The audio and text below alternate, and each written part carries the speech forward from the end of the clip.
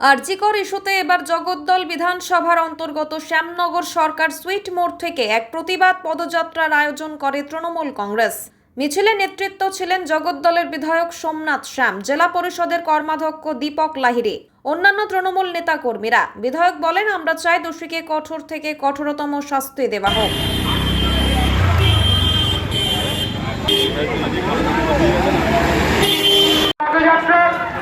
আপনাদের মাঝে পায়ে পা মিলিয়ে অভিযুক্তর ফাঁসির দাবিতে হাতিয়ার করে আমরা ফাঁসি, অভিযুক্তর অবিলম্বে ফাঁসি চাই।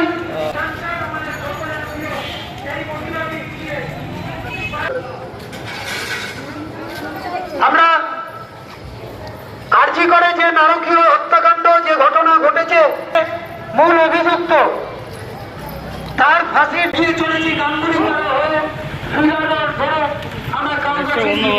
আমাদের যে নারকীয় ঘটনা, সেই ঘটনার মূল চক্রী ফাঁসি ঘটনা ঘটিয়েছে। যারা এই অপরাধ করেছে, যারা এর সঙ্গে জড়িত, তাদের সবাইকে অবিলম্বে গ্রেফতার করতে হবে এবং যে দোষী হবে তাকে, আমার দাবি হচ্ছে ফাঁসি নয়, ফাঁসি এর আগেও এই যারা ধর্ষণ করেছে তাদের অনেককে ফাঁসি দেওয়া হয়েছে, ধনঞ্জয়কে ফাঁসি দেওয়া হয়েছে।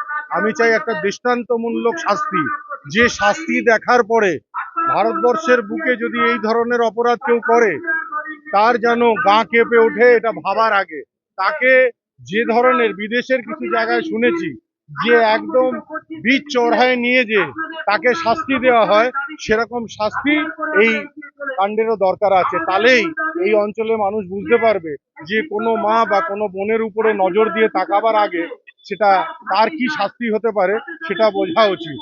আর এর বিচার তদন্ত একদম সঙ্গে সঙ্গে চাই। 20 বছর পর ধনঞ্জয় ফাঁসি হয়েছিল, আমরা তা চাই না। আমরা চাই যে সিবিআই কেস নিয়েছে ইতিমধ্যে গ্রেফতার করে তার তদন্ত করে রিপোর্ট দিক এবং যারা দোষী আছে তাদের ফাঁসি না, একটা দৃষ্টান্তমূলক তাদের শাস্তি দিতে হবে।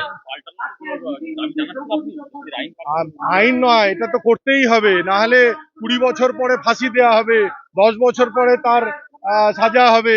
এই ধরনের কোনো দেশের আইন চলতে পারে না। আমার মনে হয় যে তাদের অবিলম্বে স্পেশাল কোর্ট বসিয়ে এদের সঙ্গে সঙ্গে এদের শাস্তি দেওয়া উচিত।